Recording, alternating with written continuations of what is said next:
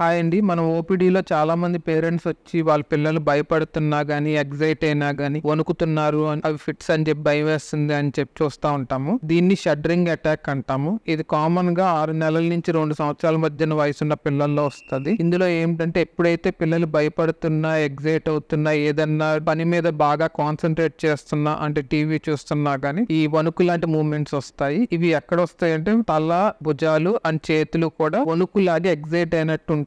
దాంతో పాటు ఫేస్ లో కూడా ఎగ్జైటెడ్ ఎక్స్ప్రెషన్ అనేది ఉంటది. సో ఇది షడరింగ్ అటాక్ ఫిట్స్ అనేది తెలుసుకోవడం ఎలాగా అంటే, ఈ షడరింగ్ అటాక్ అనేది పర్టికులర్ సిచ్యువేషన్ లోనే మనం చెప్పుకున్నట్టు ఎగ్జైట్ అయినా, భయపడినా వస్తుంది. అండ్ ఎప్పుడు కూడా మెలకునున్నప్పుడే వస్తుంది, నిద్రలో ఎప్పుడు రాదు. అండ్ ఈ షడరింగ్ అటాక్ చేస్తున్న పిల్లల్ని వెంటనే ఎత్తుకున్న టాపిక్ డైవర్ట్ చేసిన మూవ్మెంట్స్ అనేవి వెంటనే అబ్రప్ట్ గా ఆగిపోతాయి. బట్ ఇది షడరింగ్ అటాక్ సీజరా ఫిట్ అనేది మనం తెలుసుకోవాలి అంటే వెంటనే మీ దగ్గరలో ఉన్న పీడియాట్రిక్ న్యూరాలజిస్ట్ని సంప్రదించాలి.